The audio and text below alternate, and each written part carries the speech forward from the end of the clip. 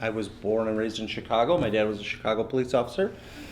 I wanted to help people. And I think everybody says that when they become a police officer, but it was so powerful to me, especially because I joined before 9/11. And then certainly 9/11 happened when I was in the police academy. And after that, the kind of the nationalism, the drive to be a police officer became more and more important. So I just, I, I'm here to defend those that can't defend themselves. So this is Jordan, and Jordan is the city of Wauwatosa's facility dog. She's shared between the police department, the fire department, and the health department. She's made life here just so much happier. You know, it's hard to be sad when you got a big slobbery Labrador coming up to you and one to interact. And then as a supervisor, my day could be anything. Most of the time it's sitting at my desk, working on whatever administrative tasks I have. But some days I'm out on the road, I'm in the middle of a situation, I'm out in the field. So the best thing about being a police officer at any rank is you just never know what you're gonna do for the day. It's always different. That I was born on 9/11. I was born on September 11th. And so it's just been who I am my whole life. I've always wanted to be a police officer. It makes me very proud to be able to serve the community.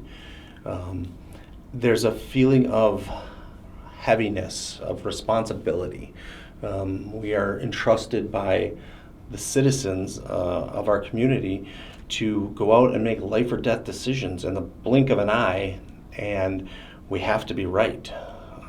So there's a heaviness with that responsibility.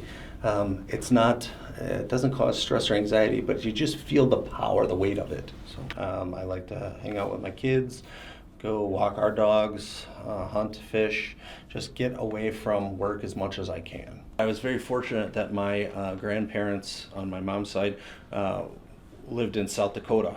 And so in rural South Dakota, so I got to go there. I spent my summers there, parts of my fall, and so I got to learn a lot from my grandfather, my cousins and my uncles, just how to be outdoors and how to do everything. I learned how to process deer from my grandfather. The kind of that family tradition just got passed down. I've taken my kids hunting, and I've taken them fishing. We take them camping. So I'm trying to pass that same, I guess, it's a place to relax, and I'm trying to show them that it's a place that we need to manage. We need to take care of the forest. We need to leave it just like any other community. We need to leave it better than we found it.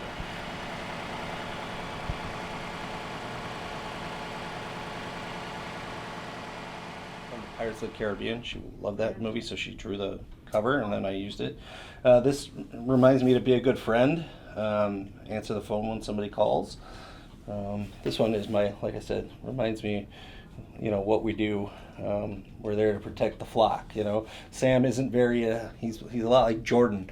He doesn't have big teeth, and, he's a little portly like me. So he's not an attack dog, he's a protector. My time in the military in general was really important, and especially overseas. My wife and, love a Harley Davidson, and having, kids and teenagers and adults that I raised, you get a different understanding. I tend to take more of that fatherly role with juveniles, and I hate to see people make mistakes that will last a lifetime in the blink of an eye. So I do whatever I can to try and prevent that. Fear, being scared. In the academy, when we're doing, we call them scenarios. That'd be like like a setup, like where we interact with another either instructor or law enforcement officer who's playing an actor, right? The knives aren't real, the bullets are paint.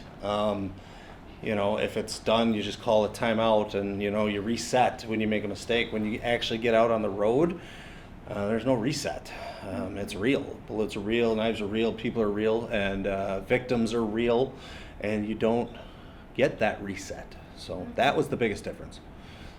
I think as I have gotten older now and have a little more experience, I find myself arresting fewer and fewer people because rest is only one option. And it's not always the best option. It's one of our primary options, but it's not always the best. And so I find myself, I think I've changed from that.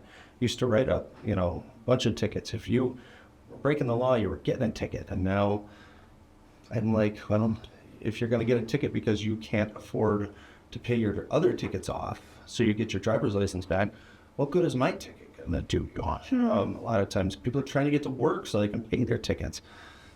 That's me. So I think I've changed. I know I've changed.